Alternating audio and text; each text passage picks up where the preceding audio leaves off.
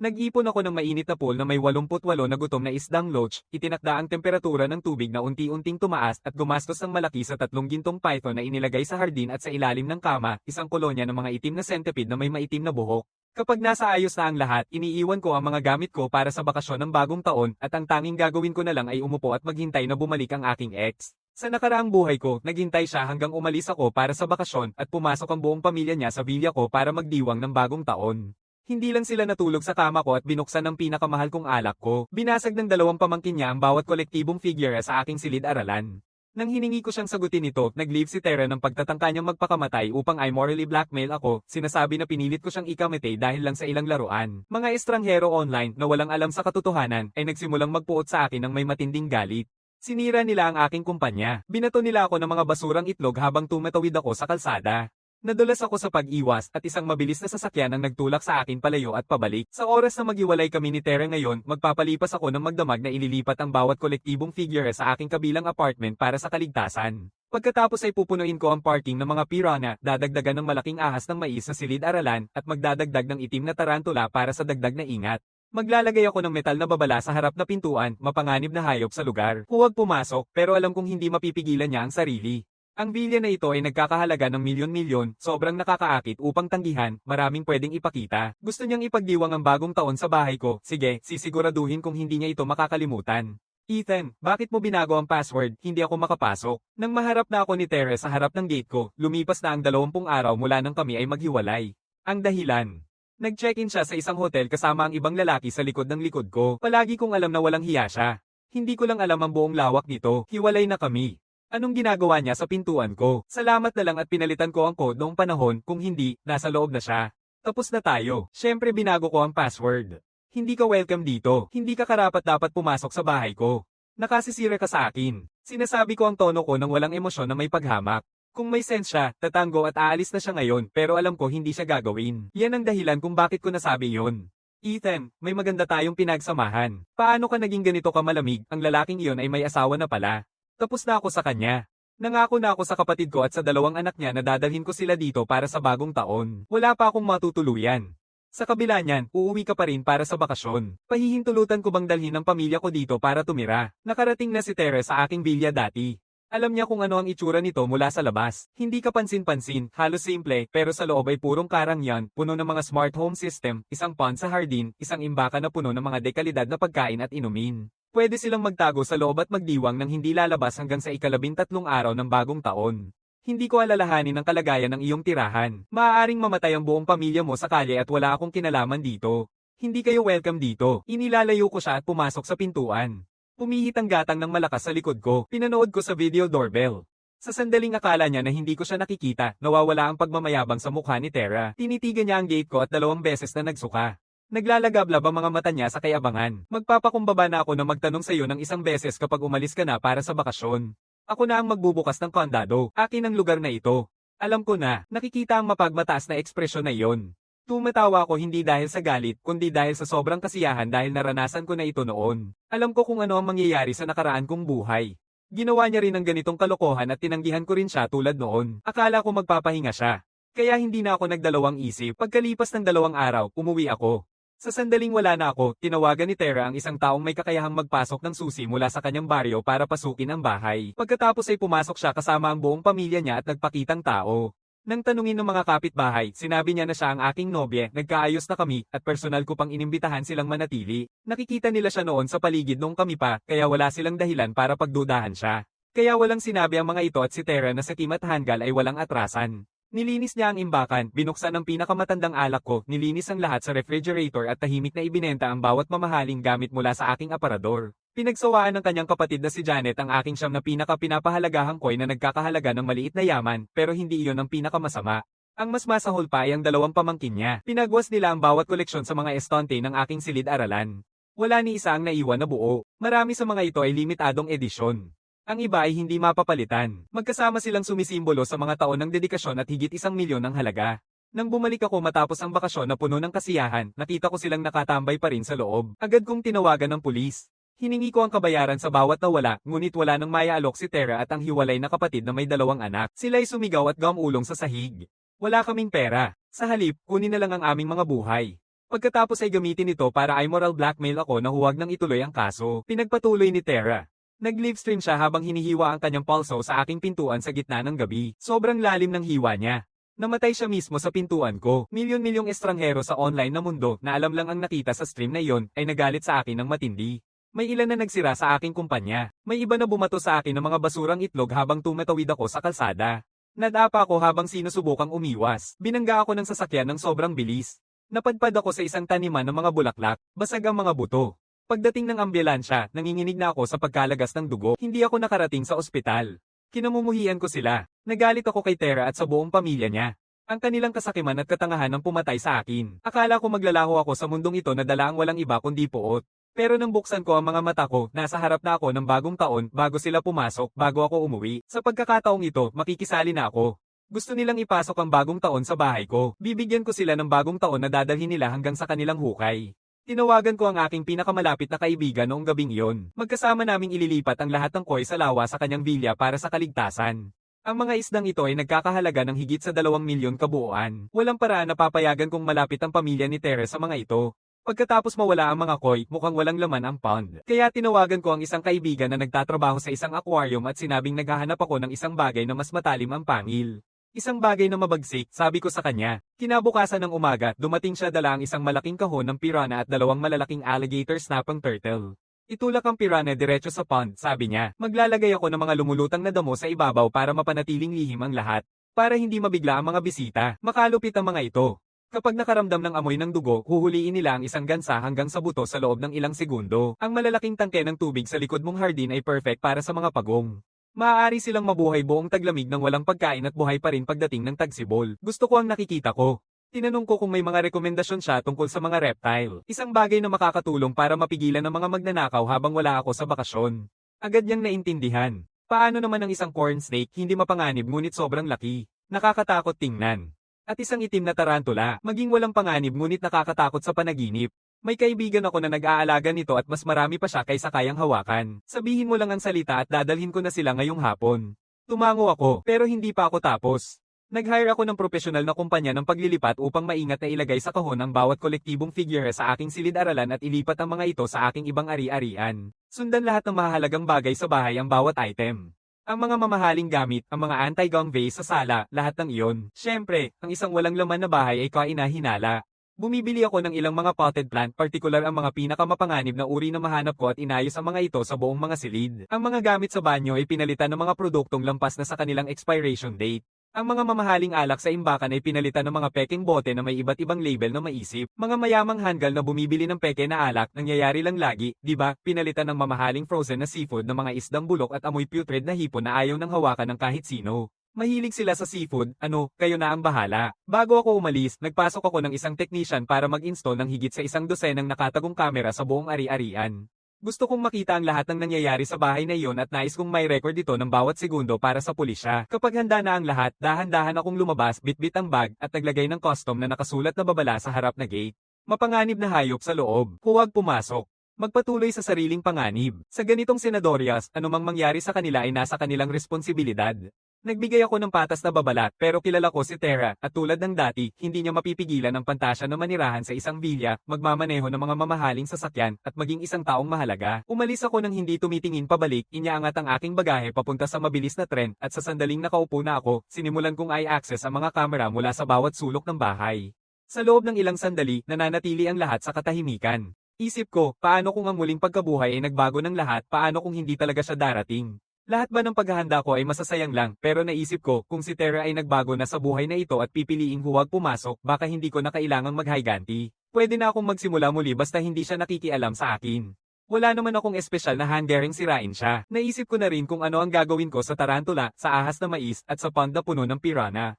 Hindi ko sila pwedeng pabayaan na mamatay sa gutom. Hindi ko sila pwedeng iwanang manggilabot sa mga inosenteng tao. Pero pagkatapos ng tanghalian, nang muli kong tingnan ang mga feed, nagbago na ang lahat. Hindi ako nabigo kay Tara. Dumating siya kasama ang isang locksmith mula sa kanyang baryo. Para sa 200 yuan, binuksan ng lalaki ang gate ko nang walang pag-aalinlangan. Pumasok si Tara, tiningnan ang malinis na loob, at ang mukha niya ay nagningning sa tuwa. Binibigay niya sa locksmith ang isa pang 500 para palitan ng kandado, at pinalitan ng high-end fingerprint lock ko ng isang murang, madaling masira na padlock. Hinailan niya ang babala mula sa gate gamit ang kutsilyo at itinapon ito sa kanal ng walang pag-aalinlangan. Ang hindi niya alam ay nakuhanan ng kamera sa ilalim ng bubong ang bawat sandali ng malinaw at detalyado. Pagkatapos umalis ng locksmith, diretso siyang pumunta sa imbakan. Puno ang wine rack, punong-puno ang freezer. Sobrang tuwa siya. Tumatawa siya ng malakas, ang daming pagkain, kakain ng aking kapatid at ang mga bata na parang mga hari. Habang tumatawa pa rin, pumunta siya sa sala, binuksan ang underfloor heating, at umupo sa sofa ko para manood ng telebisyon ko. 2 oras ang lumipas, bumalik siya, halos tiyak na para kunin si Janet at ang 2 bata. Papasok na ang tren ko sa istasyon. Isinasara ko ang feed ng kamera, kinuha ang aking bagahe at bumaba. Puno ang labasan. Malapit ng bagong taon at ang mga tao ay dumadaloy na may mga bag na puno ng mga pasalubong. Ang masiglang enerhiya ay makikita sa lahat. Nakakahawa ito at napapansin kong naglalakad ako ng may kasiyahan na matagal ko nang hindi nararamdaman. Sinasamahan ako ng aking kapatid sa istasyon, nag-aalala na hindi ako nakasuot ng sapat na mainit. May dala siyang puffer jacket para sa akin. Ang init na yon ay nananatili sa akin hanggang sa bahay. Hihiga ako sa kama ko noong bata at binubuksan ang mga feed ng kamera. Dala-dala na ni Tara ang kanyang kapatid na si Janet at ang 2 kilalang pasaway na pamangkin, Felix at Leo, pabalik sa bahay ko. Nang pumasok si Janet, nagsimula siyang magpasalamat, ang galing nitong lugar na ito. Talagang mayaman ang ex mo. Ngumingiti si Tara ng may pagmamalaki. Siyempre naman, galit na galit siya sa akin ngayon, oo. Pero kung mananatili lang ako dito at tatangging umalis, sa huli ay magpapakita siya ng pagbabago pagdating niya. Lumalago ang damdamin habang tumatagal.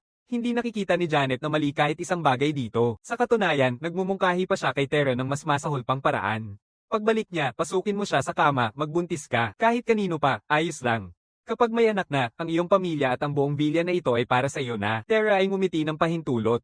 Lagi kang matalino, I ho. Kaya nga umalis ka ng may 5 milyon mula sa paghihiwalay ninyo. Nang walang ibang tao, lumapit si Janet at ipinasok kay Tara ang isang lihim. Laging naniniwala ang ex-asawa ko na sa kanya ang mga kambal. Kahit pagkatapos ng hiwalayan, nagpapadala siya ng hindi bababa sa 20,000 bawat buwan para sa suporta sa anak pero hindi sila kanya. Kanila sila nagmula sa isang dating kasintahan, isang tambay sa kalsada na nakikita ko noon. Siya at ang kanyang kapatid ay kambal din. Kapatid na kambal ang dugo sa kanyang pamilya. Ang galing niya. Matagal nang niloloko ni Janet ang dating asawa niya. Agad kong ina-download ang footage at humihingi ng tulong sa isang kaibigan para malaman kung sino talaga ang ex-husband ni Janet. Nais kong ipadala ang recording na ito. Ituring mo itong isang mabuting gawa. Walang lalaking dapat mag-aksaya ng taon na niloloko lang. Habang abala ang 2 magkapatid sa usapan, pumasok si Felix sa likod na bakuran para maglaro. Nang makita ang malaking tangke ng tubig, diretso niyang inabot ang mga kamay. Nalalampasan ng pagkamausisa ang pag-iingat. Sumasakit ang dibdib ko sa lalamunan. Karaniwang hibernates ang mga alligator snapping turtle tuwing taglamig, pero ang lungsod na ito ay nasa isang rehiyon na walang tunay na malamig na panahon. Buong turtle ay ganap na gising at ang alligator snappers ay likas na mabagsik, pero maswerte si Felix. Kakadating lang ng turtle at hindi pa ito nakakasettle. Kamangha-mangha, hindi ito kumakagat. Nakatingin si Felix sa dambuhalang nilalang sa tangke at lalo pang na-e-excite, paulit-ulit na nilalapit ang kamay upang subukan ito. Sa huli, sobra na ang pagtangka ni Felix. Ang kamay ko, nanay, tulungan niyo ako. Masyadong malayo ang anggulo ng kamera para malinaw na makita, pero kitang-kita ko si Tara at Janet na nagmamadaling pumasok sa likod na bakuran. Tumingin si Janet sa tubig na ngayoy pula na ng dugo at bigla siyang napaihi sa lugar. Mas matapang si Tara. Ang tangke ay sobrang heavy para ibaliktad kaya wala siyang magagawa kundi isubo ang kamay niya mismo, sinasakal ang bawat nerbyo, at ipasok ang kamay sa tubig para kunin ang pagong na nakabaon sa likod ng kamay ni Felix. Inilabas mula sa tubig, paulit-ulit na hinihila ng pawikan ng matalim nitong kuko sa mga kamay ni Tara, pinagsusugat sila ng malalalim na sugat na may dugo. Ngunit ang tunay na nakakatakot ay hindi ito bibitaw kay Felix. Natatakot, mas lalo pang humigpit ang pagkakahawak nito. Niyonyo si Felix habang umiiyak sa sakit. Tita, sobrang sakit po. Pakiusap, tulungan niyo po ako. Hindi matapang si Tara na tumawag sa pulis, hindi rin siya matapang na tumawag ng ambulansya, takot na mapag-alaman na siya ay isang nanghihimasok. Upang mailigtas si Felix, tumakbo siya sa kusina para kunin ang isang kutsilyo na balak putulin ang ulo ng pagong. Sa eksaktong sandaling iyon, tinawagan ko siya, nagkukunwaring nag-aantay.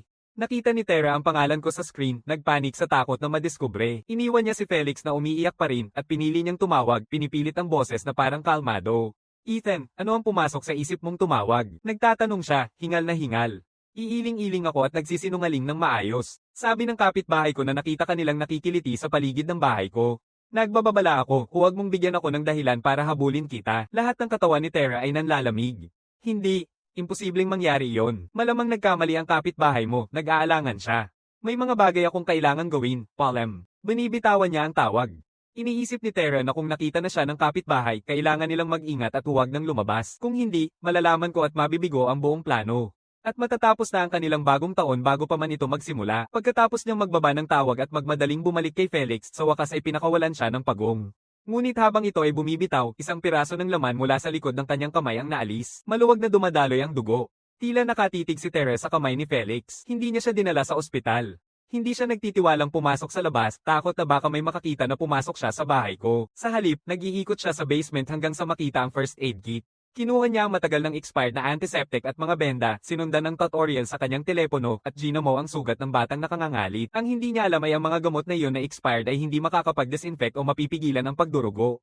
Mas lalo lang nilang papalala ang impeksyon at magpapasimula ng pagkabulok ng sugat. Nang huli siyang maghanap ng pagong para tapusin na ang laban, matagal nang nawala ang hayop. May dekoratibong bato, isang fountain na umiikot at isang singsing ng mga palamuting halamang gamot sa likod na bakuran. Maraming taguan para sa isang nilalang na marunong maglaho. Magaling, matandang kaibigan. Noong nakaraan, hindi lang sinira ni Felix ang mga koleksyon ko, umihi pa siya sa mga sulok ng bahay ko. Pakiramdam ko ay patas na hustisya ang makita siyang mauntog ng isang snapping turtle. Pakiramdam ko ay labis na nasiyahan. Ngunit ito ay simula pa lamang. Marami pa akong mga regalo na naghihintay sa kanila. Masigasig na nagluluto si Tara ng tanghalian, kinukuha ang mga bagay mula sa imbakan ng buong kasaganaan. Malaking hipon mula sa South America, pulang alak na Pranses, nakuhang isda, nakuhang steak. Gagawa pa, tawag ni Janet ng walang hiya mula sa sopa. Gusto ko ng marami. Lumalaki na sina Felix at Leo, mga batang lalaki. Kailangan nila ng tamang pagkain. Patuloy siyang nagtutulak pa, hindi dahil sa tunay na gutom, kundi dahil mukhang mahal lahat, at ang pagkain ng mamahaling bagay ng libre ay parang panalo. Pagkatapos ay gagawa ako ng marami, sabi ni Tara, habang binubuklat ang manggas niya. Hinawakan niya ang aking langis ng oliba at ibinuhos ito na parang walang halaga, hanggang sa mapansin ni Janet ang kakaibang amoy na lumalabas mula sa kawali at halos mapasimangot. Ang langis na ito ay may kakaibang amoy. Tara, tinatanggi ito. Palaging amoy ganyan ng olive oil. Ito ay mamahaling klase. Mas malakas lang ang lasa, iyon lang. Pagdating ng pagkain sa mesa, kumakain si Janet ng ilang kagat at lumalalim ang itsura niya sa bawat subo. Malansa ang lasa ng seafood. Itim na ang steak. Huwag mong sabihin na lahat nito ay nasira na. Nagkaroon si Tara ng ganap na gana sa pagluluto nito. Kumuha siya ng ilang kagat. Hindi kailanman naging matalim ang kanyang panlasa at walang nakitang mali sa alinman dito. Mukhang masarap sa akin. Wala namang nasira. Kain na. Tumanggi si Janet na kumain pa ng kahit isang kagat. Sa halip, iniiwas niya ang peking alak at malalaking higop ng walang laman ang tiyan. Akala ni Tara na nagiging matigas lang siya at hindi niya pinapansin, kumakain ng tuloy-tuloy at masigasig mag-isa. Si Felix at Leo ay mga bata. Nakikita nila si Tara na kumakain ng may gana at sinundan ang kanyang halimbawa ng walang pag-aatubili. Sabay nilang nilinis ang buong mesa. Mga kalahating oras ang lumipas, parehong nagsimula ang mga bata na hawakan ang kanilang mga tiyan at magmadaling pumunta sa banyo. Si Janet, na uminom ng marami habang walang laman ang tiyan, ay naghihikab dahil sa pagkahilo at pagsusuka. Ang kanyang mukha ay namula sa nakababahalang kulay ng pula. Hindi pa rin maganda ang kalagayan ni Tara. Nagpapalit-palit siya sa pagitan ng pagkahilo at pananakit ng tiyan, walang tigil na pagpunta sa banyo. Sa huli, hindi na makatiis si Janet. Inilalagay niya ang dalawang batang lalaki sa isang taxi sa gitna ng gabi at nagtutungo sa ospital. Bahagyang mas magaan ang kalagayan ni Tara, ngunit buong magdamag siyang nasa banyo at halos hindi makaligtas sa paghihirap. Pagkatapos ng umaga, tuluyan na siyang nanghihina. Muling naidara pa siya ng ilang beses lang subukang pumunta mula sa kama papunta sa banyo. Tinitingnan ko lang ito ng may malaking kasiyahan. Pagkatapos ng gabi, bumalik si Janet, dinadala ang dalawang halatang walang laman ng mga batang lalaki sa likod niya, pabalik sa villa. Hindi nag-aksaya ng oras ang dalawang magkapatid sa pagbukas sa bawat item sa imbakan. Ang kanilang natuklasan ay pinigil sila ng biglang huminto. Bawat bote ng alak ay peke. Lahat ng pagkain ay luma na. Bumabagsak si Tara sa sofa at mapait na nagbubulong, akala ko mayaman si Ethan. Puno ang wine rack niya ng mga peke. No wonder sobrang sama ng pakiramdam namin kagabi. Sinasabi ni Janet na matagal nang lampas sa bisa ang pagkain. Hindi na nakapagtataka na ginugol ng buong magdamag ang mga anak ko sa sakit. Lubhang nakakaasar si Ethan. Kung hindi lang ako nag-aalala na mapansin, haharapin ko siya at papabayaran ang mga gastusin natin sa doktor. Sabi ni Tara, may mas madaling paraan para mabawi ang kanilang lugi. Palagi siyang bumibili ng mga mamahaling gamit. Bukas, tahimik naming ibebenta ang mga designer niyang gamit. Agad na pumayag si Janet. Ano mang naiisip nila, nauna na akong nakaisip. Handa na ako para dito. Hinintay ko lang silang pumasok sa pinto ng kwarto ko. Anong amoy iyon? Sa sandaling binuksan ni Tara ang pinto ng kwarto ko, sinalubong siya ng isang alon ng amoy na napakasama na unti-unting nagtulak sa kanya pabalik. Syempre, sadyang hindi ko sila nilaban. Ilang pares ng medyas, maingat na inalagaan upang makamit ang pinakamataas na bisa. Ang amoy ay walang katulad na kalamidad. Pinipikit ni Janet ang ilong niya at umatras sa ligtas na distansya. Kahit nakatakip ang ilong ni Tara habang naghahanap ng mga mamahaling gamit, hindi niya mapigil ang maputol ang pag-ubo ng walang kontrol. Maaaring akalaing buntis siya ng isang dumaan. Humuhugot siya ng malalim sa aparador at walang natagpuan kahit isang mamahaling bagay. Sa halip, isang mainit, balbon, at buhay na bagay ang dumampi sa kanyang kamay. Napasinghap si Tara at umatras ng mabilis. Felix, nakatingin mula sa pintuan, una itong nakikita. Lalong lumiit ang mga mata niya. Tita, may malaking spider sa kamay mo. Pilit na pinapawisan ni Tara ang kamay niya, desperadong itaboy ito. Ang tarantula, nagulat sa biglaang galaw, sumunggab ng kanyang pangil sa kanyang daliri, pagkatapos ay dumula sa kanyang katawan at naglaho sa sahig. Ang nakakakilabot na pakiramdam ng mga buhok na kumikilos sa kanyang balat ay parang bangungot. Matagal na siyang nakatayo roon, sumisigaw, gagamba, may gagamba. Huwag kang lumapit sa akin, natatakot ako. Hindi lalapit si Janet kahit kailan sa kwarto. Nakatayo siya sa pasilyo, nakataas ang leeg para makita sa loob, habang sabay na hinihila si Leo pabalik sa kwelyo habang sinubukan niyang pumasok at tignan ang gulo. Felix, naiinis sa sigaw ni Tara, sumali rin. Natatakot din ako sa mga gagamba. Sabay nilang umaatungal at umiiyak ng parang walang katapusan bago tuluyang tumahimik. Humihingal si Felix at sinabing, Tia, sa tingin ko nakatakas na yung gagamba. Ulit na rin kumilos ang mga binti ni Tara na para bang bakal na ang bigat at parang apoy ang nasa ilalim ng sahig, kaya tumakbo siya palabas ng kwarto na parang sunog at nangakong hindi na muling papasok doon. Sinasalamin ng kamera ng malinaw ang lahat. Sa pagitan ng kanyang mga hita, isang malaking madilim na mantsa. Nabasa siya. Pagkatapos magpakatatag, tinawagan ako ni Tara. Maingat ang tono niya na parang walang problema. May isang kaibigan na nabanggit na nag-aalaga ka ng mga alaga nitong mga nakaraang araw. Anong uri, mapanganib ba sila? Gusto niyang malaman ng mga bilang. Gusto niyang malaman kung delikado sila. Wala akong ibinibigay sa kanya. Hindi mo na kailangang malaman. Sinasabi ko ng diretso, huwag mo akong tawagan kung walang dahilan. Swerte ka lang. Binaba ko ang telepono. Mapanganib o hindi, ilang, hayaan siyang magpuyat at mag-isip. Nanginginig si Tara, pero wala siyang magagawa. Sa huli, nananalo ang matinding takot. Gumagastos siya ng 2,000 yuan sa ospital para sa mga anti-venom na iniksyon. Doon lamang niya nararamdaman ang kaligtasan. Ngunit hindi alam kung ilang tarantula ang nakakalat sa bahay kaya't ngayon ay binabantayan niya ang bawat silid bago pumasok, sinusuri ang bawat sulok, bawat anino, bawat bitak para sa mga palatandaan ng napakalaking itim na gagamba. Siya ay isang nervyos na tao, natatakot sa walang dahilan, nakikita ang mga bagay na hindi naman talaga naruroon. Hindi nakakatulong kahit anong pangako ni Janet. Tinatanggihan niyang pumasok muli sa kwarto ko kahit anong halaga pa ng pera. Mas matimbang pa sa kanya ang iniisip na nakatayo roon, handang pumagat muli, kaysa harapin iyon. Humihingi siya kay Janet na pumasok na lang sa loob. Tumatanggi si Janet ng walang pasubali, ayoko pumasok doon.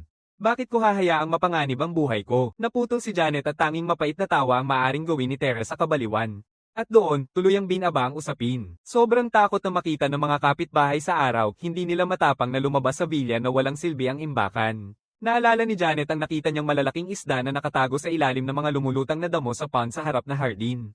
Sagot ni Janet, hulihin natin sila. Sang-ayon si Tara nang walang pag-aalinlangan. Perpekto, bisperas na ng bagong taon. Hulihin natin ang isda para sa tanghalian tapos magtatago tayo para sa isang tunay na hapunan ngayong gabi. Ngunit agad silang nakatagpo ng problema. Sino ba talaga ang pumasok sa pond na yon? Hindi niya gustong ilubog ang mga kamay niya sa tubig dahil sa mga sugat mula sa pawikan at gagamba. Ngunit malawak ang pond at walang tamang kagamitan. Wala talagang paraan para makahuli ng kahit ano mula sa gilid. Janet, sa kabilang banda, ay tumatangging sirain ang kanyang bagong damit sa madilim na tubig at hindi gagalaw. Naririnig ni Felix na masaya pang hinihila ang mga halaman sa aking hardin sa paligid, ang pagtatalo at nag-aalok ng sarili. Gusto kong manghuli ng isda. Uunahan ko silang pigilan bago pa siya mapigilan ng iba. Binabaliwala niya ang bahagyang sugat sa kamay niya at direktang tumalon sa pond. Karaniwang hindi umaatake ang mga piranha sa mas malalaking hayop nang walang dahilan maliban na lang kung may dugo ang hayop na iyon. Ang mga piranha ay napakasensitibo sa amoy ng dugo. Sa sandaling sumabog ang sugat sa kamay ni Felix sa ibabaw ng tubig, lahat ng piranha sa lawa ay humarap at sumugod sa kanya, walang awa na kumagat sa sugat. Biglang sumakit ang sobra-sobrang sakit kaya napaluhod si Felix at tuluyang lumubog sa tubig. Tulong, masakit. Kinakain ako ng mga isdang ito. Sigaw niya habang pinapanood ang sugat na nilulunok bago siya mismo. Nakalimutan ni Janet ang kanyang bestida at agad na umatake, niyayakap si Felix sa braso, pilit siyang inaalalayan palabas. Pero mabigat si Felix at hindi sapat ang isang braso. Tara, bumaba ka dito at tulungan mo akong hilahin siya palabas. Tinitigan ni Janet ng desperado. Natatakot ako sa mga isdang iyon, sabi ni Tara, at bumagsak sa lugar na uupos na nakaluhod sa lupa. Pinipilit ni Janet ang lahat ng lakas niya at inyahon si Felix mula sa pond. Pagkatapos niyang mailabas, ang sugatang kamay niya ay isang basang-basa, walang hiwang sugat na may bahagyang nakikita na buto sa basag na laman. Aking mahinang anak, dadalhin kita agad sa ospital, umiiyak si Janet. Kinuha niya ang kanyang telepono para tumawag ng ambulansya. Hindi ka pwedeng tumawag ng ambulansya dito, sigaw ni Tara. Kung pumunta sila sa address na ito, malalantad ang buong sitwasyon natin tungkol sa pagpasok ng walang permiso. Mahalaga ba ang iyong online na karera kung kaya't hindi ka nito pinapahalagahan? Tinatanaw ni Teresa, takot harapin ang mga kasong kriminal, ngunit maaaring permanenteng masira ang kamay ni Felix kung hindi ito magagamot agad.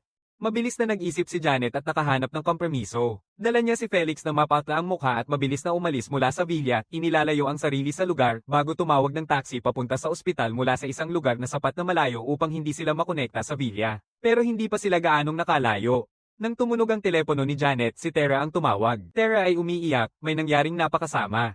Nakapasok si Leo sa silid-aralan, nakapalibot sa kanya ang isang malaking python, hindi siya makahinga, mamamatay na siya. Sobrang natatakot akong lapitan ito. Napapahiga si Janet, bumabagsak siya. Tara, walang magawa, sa wakas ay tinawagan niya ang pulis at ang ambulansya. Sa ngayon, ang lahat ng kayabangan na dala niya nang pasukin niya ang bahay ko ay matagal nang nawala.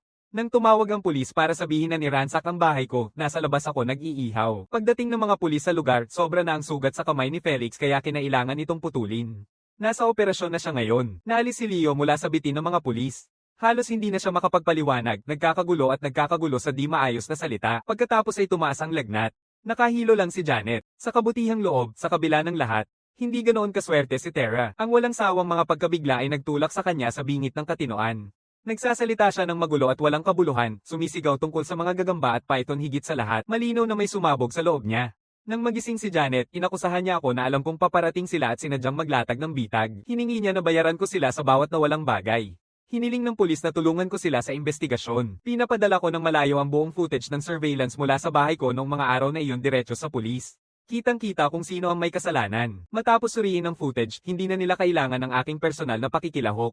Malinaw na wala akong pananagutan. Hinawakan ko lang ang koleksyon ng mga hindi nakamamatay ngunit matitibay na hayop sa sarili kong bahay. Kung hindi sana nila pinansin ang mga babala na inilagay ko sa pinto at puwersahang pumasok, wala sana sa mga nangyari. Hindi lang ako magbabayad sa kanila, hihilingin ko pang bayaran nila ako sa pinsalang nagawa sa aking ari-arian. May abogado ako. Lahat ng negosasyon kay Janet dumadaan sa kanya. Ipaubaya ang propesyonal na gawain sa mga propesyonal. Kinabukasan, sinabi ng aking abogado na maraming beses nang nanakot si Janet na kasuhan ako hanggang sa mapagsabihan ako sa bankruptcy. Pero sinasabi rin niya na sa ganitong sitwasyon, maliwanag na sila ang may kasalanan. Bilang may-ari ng bahay, nagampanan ko na ang aking tungkulin na magbigay ng babala. Malamang na panalo ako sa korte o hihingi lamang ng maliit na gawaing makatao. Nakakapagpasaya ng loob yun.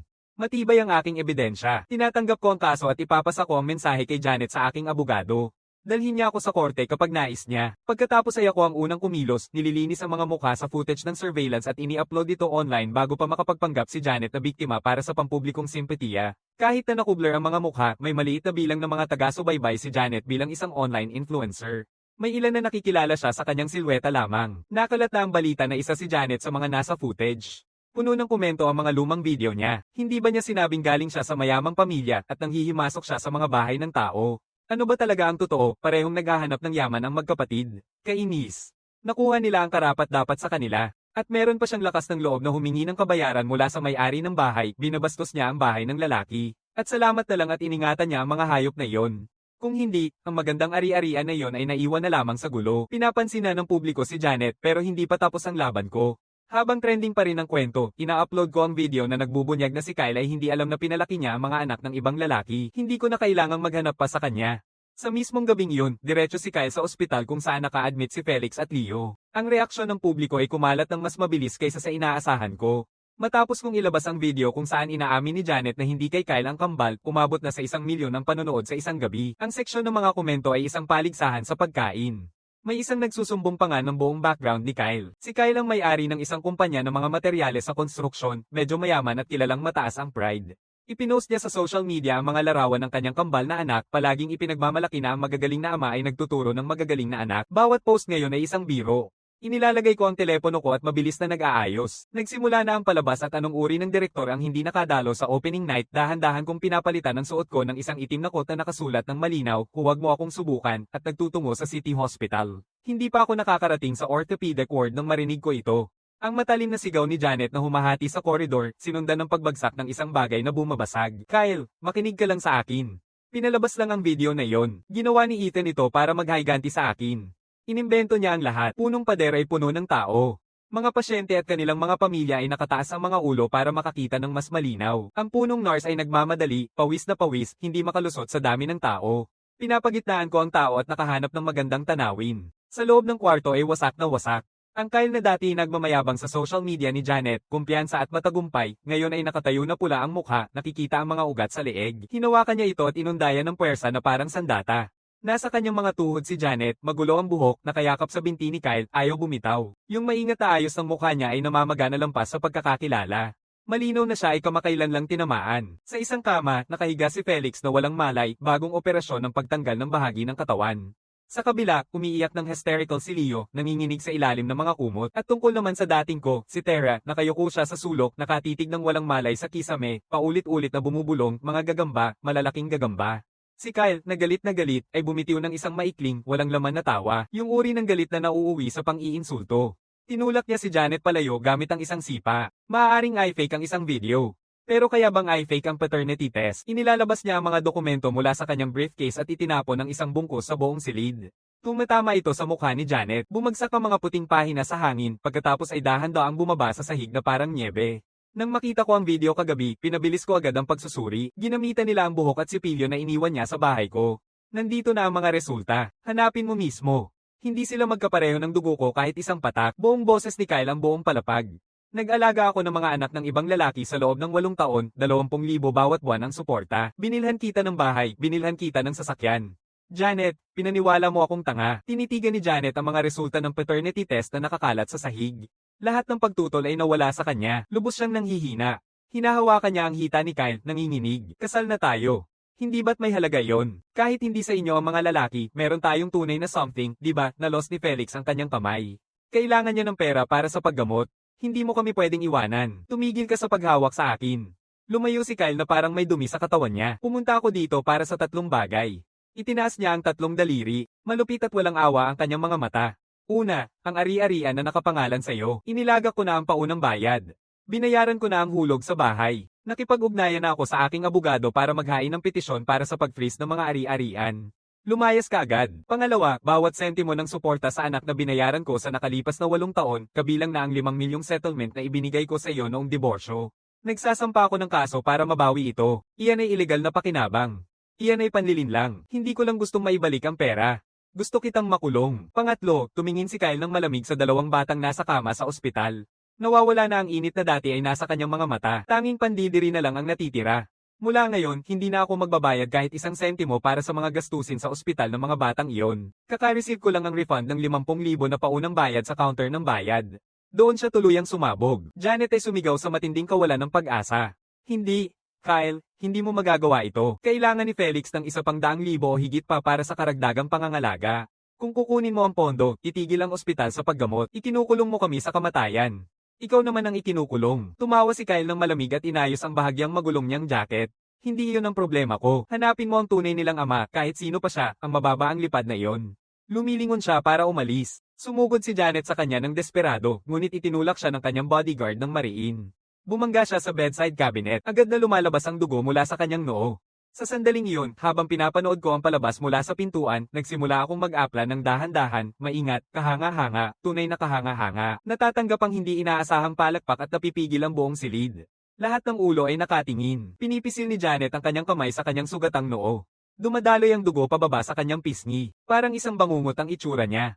Sa sandaling makita niya ako, halos nahahalata na ang puot sa kanyang mga mata. Ethan, sigaw niya at biglang sumugod papunta sa akin. Ginawa mo ito. Winawasak mo ang aking pamilya, papatayin kita. Hindi na niya ako maaabot, bahagyang lumiko siya at nadapa, tinapakan ko siya at bumagsak siya. Nakatayo ako sa ibabaw niya nang hindi nagmamadali, ang boses ko ay perpektong kalmado. Kumain ka ng kahit ano, pero mag-ingat sa sasabihin mo. Ikaw ang nangloko sa iyong asawa. Ikaw ang nagdala sa buong pamilya mo sa bahay ko ng ilegal dahil sa matinding kasakiman. Paano naman naging kasalanan ko ang lahat ng iyon? Tinitigan ako ni Kyle. Nawawala ang ilan sa tensyon sa kanyang mukha, pinalitan ng isang bagay na mahirap unawain. Marahil ay pasasalamat. Sa huli, kung hindi dahil sa aking video, maghahirap siya buong buhay bilang isang tanga na nagbabayad ng utang ng iba. Salamat, pare, sabi niya. Habang dumadaan siya sa akin, matatag niyang pinapalo ang aking balikat. Hindi ka rin santo, pero may utang ako sa iyo. Ngumiti ako. Huwag mo nang banggitin, Kyle. Pinoprotektahan ko lang ang sa akin. Biglang umungol si Kyle, tinipon ang kanyang mga tao at umalis nang hindi tumitingin pabalik. Nang mawala ang kanyang panghuling pag-asa sa pananalapi, naglalaho na rin si Janet. Nakahandusay siyang nakadapa sa sahig, binubunggo ang sahig ng kanyang mga kamao, umiiyak ng walang pigil. Sa kama, si Leo ay umiiyak ng husto halos nanghihina na, at sa sulok, si Terra ay patuloy na kumakagat sa hangin, para bang may mga di nakikitang gagamba na nagliligaw sa paligid niya. Nagmumumog at nagtuturo ang mga nanonood. Ayan na ang gold digger, karapat-dapat sa kanya. Hindi pa nga niya mga anak, ang sama namang ginawa niya. Narinig mo bang sinabi niya na maghahain siya ng kaso para mabawi ang suporta? Ngayon ay wala na silang anuman at may bundok ng utang pa sa ibabaw nito. Hindi ako umaalis. Lumapit ako kay Janet at yumuko sa tabi niya. Tumigil ka na sa pag-iyak, sinasabi ko ng kalmado, ipunin mo na ang lakas mo. Umalis na si Kyle at hindi ako nandito para magbigay ng tulong. Naikalkula na ng aking abogado ang lahat ng nasira ng inyong pamilya sa aking bahay. Inilalabas ko ang isang mahabang dokumento mula sa aking bulsa at itinatakip ito sa harap niya. Narito ang listahan. Ang alak na ininom mo, ang pagkain na kinain mo, ang anti-gang vase na sinunog mo, ang carpet na sinunog mo, at higit sa lahat ang mga collectible figurines na sinunog mo, ang paunang pagtataya ay humigit kumulang 3,600,000 yuan. Biglang napalingon si Janet, lumaki ang mga mata niya. 3.6 milyon, nawala ka na ba sa sarili mong ulo? Mga murang plastic na figure lang ba ang halaga niyan? Murang plastic na figure. Tumatawa ako ng malamig. Mga limitadong edisyon, mga koleksyon na hindi na ilalathala, walang katumbas sa pamilihang pangalawa. Nagsagawa ako ng sertipikadong pagsusuri. Aaminin ng korte ang bawat figurine sa listahan na iyon. At dahil malino na wala kang paraan para magbayad, hinayaan kong nakabitin ang mga salita, saka ako lumapit sa kanyang tainga at nagsalita sa isang boses na tanging siya lang ang makakarinig. Narinig ko na ang ex mo, yung tumakbo kasama ang street crew, ang tunay na ama nitong dalawang batang lalaki, ay kakalabas lang mula sa bilangguan. Sa tingin mo ano ang gagawin niya kung malaman niyang may dalawang grown sons siya at isang mayaman na ex na naghihintay sa kanya, pumikit ng mariin si Janet. Lahat ng kanyang katawan ay nanginginig. Alam niya kung sino talaga ang lalaking iyon. Siya ang kanyang bangungot, isang bulok na tao sa buong pagkatao. Kapag nahawakan ka niya, hindi ka makakatakas, isang salagubong. Ilang taon na niyang pinagsikapan na makaalis sa kanya, pero napunta kay Kyle bilang kapalit. Anong gagawin mo? Puno ng takot ang boses ni Janet, mas natatakot ngayon kaysa nang harapin niya si Kyle. Tumayo ba ako at magwawalis ng imahinasyong alikabok sa aking jacket? Sa tingin ko, pamilya pa rin ang pamilya at nararapat na buo ito. Dahil ayaw ni Kyle makialam sa mga batang ito, kailangang may isang tumayo bilang kanilang ama. Sa tingin mo hindi ka tao, Ethan. Ikaw ay isang halimaw. Niyaya ni Janet ang isang malakas na sigaw. Hindi ko pinapansin ang pang-aabuso sa likod ko. Lumingon ako at umalis sa ward na yon na mabaho sa amoy ng antiseptiko at kawalan ng pag-asa. Sa labas, matalim ang sikat ng araw. Dahan-dahan akong huminga, kinuha ang telepono ko at tinawagan ng isang numero na hinanap ng isang pribadong investigador para sa akin. Zack, pinapalambing ko ang aking boses, malambing at madaling pakinggan. Narinig ko na naghahanap ka ng pagkakataon. May malaki akong balita tungkol sa dati mong minahal, si Janet. Dalawang lalaki na may edad na at isang tambak na pera na naghihintay sa iyo. Isang magaspang at mapagkakait na boses ang naririnig sa linya, kasabay ng ingay ng mga piraso ng mahjong. Sino ta? Hindi mahalaga kung sino ako. Ang mahalaga ay nasa City Hospital si Janet ngayon. Ospital ng Ortopedia, Ward 3. Kung maghihintay ka ng matagal, may iba nang mauuna. Binaba ko ang telepono at pinapanood ang mga ilaw trapiko na kumikislap sa malayo. Isang malamig na ngiti ang pumuno sa aking mga labi. Janet Terra, akala mo tapos na ito. Hindi, ito pa lang ang simula. Mahilig ka bang kunin ang hindi sayo? Gusto mong gawing tanga ang mga tao? Aba, bibigyan kita ng isang regalo. Nakatakas na ang aso sa tali. Handa ka na bang salubungin ang iyong pamilya? Hindi ako nagmamadali. Umupo ako sa isang upuan sa lobby ng ospital, umorder ng mainit na kape at ininom ito ng dahan-dahan. Mga 20 minuto ang lumipas, isang gulo ang sumiklab sa pinto. Isang lalaking nakasuot ng makulay na floral na kamiseta at makitid na maong, mukha ay puno ng katigasan na nagmula sa maraming taon ng magaspang na buhay. Isang dragon tattoo na kumakalat sa balikat niya, pasimpleng pumasok, nagmumurma sa ilalim ng hininga. Sa likod niya, may dalawang blonde na sidekick na naglalakad ng walang pakundangan sa street style. Ganito ang mga lalaking nakikilala mo agad. Ito si Zack. Ibaba ko ng mababa ang aking sombrero at pinapanood ang tatlong asong pang-atak na walang pag-aatubili na nagtutungo sa elevator. Nagawa ko na silang bigyan ng galang. Ang numero ng palapag at kwarto, personal na ibinibigay sa telepono. Kinuha ko ang aking telepono at ikinonekta ito sa maliit na Bluetooth earpiece na aksidenteng naiwan ko malapit sa pinto ng kwarto ni Janet. Ang mga tunog na sumunod ay tunay na nakakapagpasaya. Sa tunog nito, parang naitulak ng husto ang pinto ng ward hanggang sa maalis ito sa mga bisagra. Sino sa inyo si Janet? Lumabas na kayo dito ngayon. Ang malakas na sigaw ni Zack ay sumabog sa earpiece. Kasunod nito ang takot na sigaw ni Janet. Zack, paano mo ako nahanap? Sino ang nagsabi sa'yo na nandito ako? Isara mo na ang bibig mo. Wala nang pasensya si Zack sa mga tanong. Saan niya nakuha ang dalawang anak ko at napilitan niyang makuha ang 5 milyon mula sa mayamang dating mo na ibinigay? Wala ako niyan. Kinukuha na nila muli ang pera. Pakiusap, umalis ka na lang. Walang pera.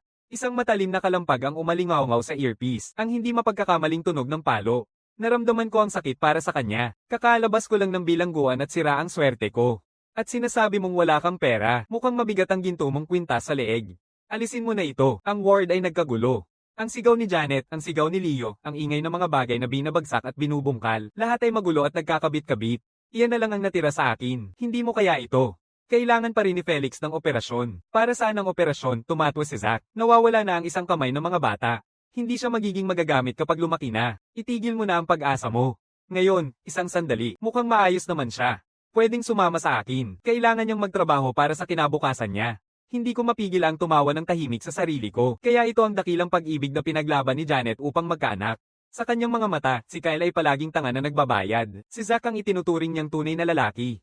At ngayon, dumating na ang kanyang tunay na lalaki upang turuan siya. Huwag mong hahawakan ng mga anak ko, hayop ka. Lumayo ka, mas maraming ingay ng karahasan. Mahihinang tunog ng pagbagsak. May mga hinaing si Janet na hindi malinaw. Sa sandaling iyon, tila naririnig ni Tara na nasa sarili niyang mundo, ang kalupitan ni Zack. Kung dahil sa takot o isang likas na instinct, bigla siyang sumigaw. Malalaking itim na gagamba. Kakagat ka nila, kakagat hanggang sa mamatay ka. Kinuha niya ang thermos mula sa mesa at itinulak ito ng diretso kay Zack. Hindi ito tumama, ngunit ang mainit na tubig ay bumasa sa kanya sa pagtama. Ano ta? Sino itong baliw na babae? Zack ay sumabog sa galit. Tinatangka mong itapon iyon sa akin. Pinapalo nila siya hanggang sa tumigil ito. Sa sandaling iyon, nagiging isang tunay na impyerno ang ospital. Janet at Tara, ang magkaibigan na dati ay mayabang na walang pag-aalinlangan na tinitingnan ako ng may pang-iinsulto, ngayon ay nilalapitan ng 3 guns, walang magawa. Dumating agad ang mga nurse at seguridad, ngunit laban sa isang tulad ni Zack na bagong palaya at hindi natitinag ng kahihiyan, walang sino man ang may lakas ng loob na direktang makialam. Nakatayo sila sa pintuan at sumisigaw na tinawagan na ang pulis, hindi alintana ni Zack. Pinapalo ko ang sarili kong pamilya, ito ay isang usaping panloob. Anong gagawin ng pulis sa akin? Hindi siya ganap na mali. Sa maraming sitwasyon, mahirap hanapin ng pulis ang mga kasong ito. Sa pinakamatagal, ilang araw lang sa kulungan. Para kay Zack, halos isang libreng hotel ang detention center. Habang unti-unting humihina at nagiging mas desperado ang pakiusap sa aking earpiece, alam kong tama na ang oras. Ang palabas na ito kung saan ang tao ay nagkakain-kain ay hindi lang sumaire sa huling depensa ni Janet sa kanyang isipan, kundi tinanggal din ang huling natitirang dignidad na nagsisilbing kanilang pang-alyansa sa lungsod na ito. Inaalis ko ang earpiece, itinatapon ito sa pinakamalapit na basurahan at umaalis mula sa ospital. Sa kabilang kalsada, sa isang tahimik na kapehan, nakaupo ang isang lalaki sa isang angkop na suit at may mga salamin na may gintong rim sa tabi ng bintana, nag-iikot-ikot sa mga dokumento ng walang pagod na casual. Ang pangalan niya ay si Preston, isang kilalang estratehista sa kriminal na batas at nangungunang abogadong aking kinuha kahit na may malaking gastos. Ang kanyang kasabihan, bayaran mo ako ng sapat at hahanapan ko ng mali ang sariling tala ng Diablo. Pasensya na at inantala kita, Preston. Uupo ako sa kabila niya, inilalagay niya ang kanyang salamin at ngumiti ng maingat na propesyonal. Ginoo Ethan, nasuri ko na lahat ng ipinadala mo. Perpekto ito. Hindi lamang ito isang usapin ng sibil na kasalanan. Mayroon kaming sapat na batayan upang ituloy ito bilang isang buong kasong kriminal. Inilalagay niya ang ilang dokumento sa ibabaw ng mesa. Malinaw na ipinapakita ng surveillance ng kriminal na pagpasok na binuksan nila ang kondado para makapasok at pagkatapos ay pinalitan ito at matagal nilang tinirahan ang ari-arian. Walang dadang intensyon. Pangalawa, malaking pagnanakaw. Ibinenta nila ang iyong mga mamahaling gamit ng walang pahintulot, uminom ng mga mamahaling alak at ginamit ang mga dekalidad na panustos. Malaki ang halaga ng mga kasangkot. Batay sa iyong listahan ng pagtataya ng pinsala, ito ay kwalipikado bilang isang napakalaking halaga ayon sa kriminal na kodigo. Ang pinakamababang sentensya ay nagsisimula sa 10 taon. Pangatlo, sadyang pagwasak ng ari-arian. Ang mga kolektibong figurean at anti-gang vase ay may malaking halaga at malinaw ang ebidensya ng sadyang pinsala. Ang mga daliri ni Preston ay kumakatok sa mesa ng mabagal na may ritmikong tunog na parang tahimik na pagtunog ng kampana para sa mga magkakapatid na kanta. Tungkol sa sugat ng bata, naglagay ka ng malinaw na babala sa pasukan at nag-install ng surveillance. Natupad mo ang iyong tungkulin bilang nagbigay ng paalala laban sa mga ilegal na pumasok. Walang pananagutan ng iyong bahagi sa anumang pinsalang natamo nila sa iyong ari-arian bilang resulta ng kanilang sariling aksyon. Sa kabaligtaran, maaari kaming maghain ng kaso laban sa kanila dahil sa kanilang kabiguan na magbantay na nagdulot ng stress sa iyong mga hayop at pinsala sa iyong pond ecosystem. Nakakaramdam ako ng malalim at malinis na kasiyahan habang nakikinig sa kanya. Ito ang kasanayan. Ito ang ibig sabihin ng pagtama sa pinakapuno. Mayroon pang iba. Idinadagdag ko ang lalaking nasa itaas. Si Zack ang biological na ama ng 2 batang iyon. Kamakailan lang siyang bumisita sa ward. Hinawakan niya ng sapilitan ang huling mga piraso ng alahas ni Janet at sinaktan silang dalawa. Akala ko maaaring maging kapaki-pakinabang iyon. Nagniningning ang mga mata ni Preston sa likod ng kanyang mga salamin. Ngayon ay kawili-wili iyon. Kung mapapatunayan nating kasabwat si Zack o mapaparatangan siya sa pagnanakaw, mas lalong lalaki ang apoy na ito. Humuhugot siya ng isang makapal na dokumento mula sa kanyang briefcase. Binibigay niya sa akin ng panulat, Ginoo Ethan, isang pirma mula sa iyo. At ang sumbong na ito ay direktang dadalhin sa korte at sa ahensya ng pampublikong seguridad. Ako'y maghahain ng petisyon para sa pag-iingat ng mga ari-arian, isasara ang lahat ng kanilang account at pipigilan silang makalabas ng bansa. At dahil sa laki ng mga halagang kasangkot, agad nakikilos ang mga autoridad upang ipatupad ang mga hakbang na kriminal na pagkakakulong. Sa madaling salita, ililipat sila mula sa isang ward ng ospital papunta sa isang kulungan. Kinuha ko ang panulat, tiningnan ang matalim nitong dulo sandali at pumirma ng walang pag-aatubili. Ipapasa ko na ito sa'yo. Preston, tumayo ako at mahigpit na hinawakan ang kanyang kamay. Hindi alintana ang pera, hindi problema ang gastos sa legal. May isang hiling lang ako, nangingitim ang aking mukha. Gusto kong mabulok sila sa kulungang iyon. Gusto kong malaman nila na may mga pintong hindi dapat buksan. May mga tao na hindi dapat lagpasan. Ngumingiti si Preston at tumango, ang ekspresyon ay kalahating malamig at tiyak gaya ng iyong nais. Sa larangang ito, ako ang mangangaso. Paglabas ko sa kafe, nakakita ako ng ilang sasakyan ng pulis na dumating sa labas ng ospital na may nakasinding na ilaw. Pero alam ko na hindi ito para iligtas si Janet. Pumunta sila para ikulong siya. Mas lalong sama-sama ang sitwasyon ni Janet habang mas nagwawala si Zack sa itaas. At nang ira ng mga opisyal ang mga ID at madiskubre na hinahanap ang Song Sisters kaugnay ng isang malaking nakawan, hindi ko mapigilan ang tawa. Janet, sa sandaling akala mong nakahawak ka ng isang buhay na linya pero ito pala ay isang lubid. Anong ekspresyon ang nasa mukha mo? May pumapasok na mensahe sa aking telepono mula sa opisina ng pamamahala ng ari-arian. Ginoo Ethan, maraming tao ang nagtipon sa labas ng iyong villa. Sinasabing kamag-anak sila ng nasugatang bata. Naglagay sila ng bandila na humihingi ng katarungan at may isang taong nagla-livestream. Mukhang hindi pa rin sumuko si Janet. Ginagawa niya ang huling pagtatangka na gawing armas ang opinyon ng publiko. Ang hindi niya alam ay sa mata ng publiko, hindi na siya ang kawawang nag-iisang ina. Siya ay isang katatawanan. Walang problema, mag-type ako pabalik, hayaan nilang mag-ingay sila, mas malakas, mas maganda, dahil ang susunod na darating ay ang legal na abiso ni Preston at ang warrant ng pulis na magiging pinakamagandang regalo na mapapanood ng kanilang mga taga-subaybay sa livestream.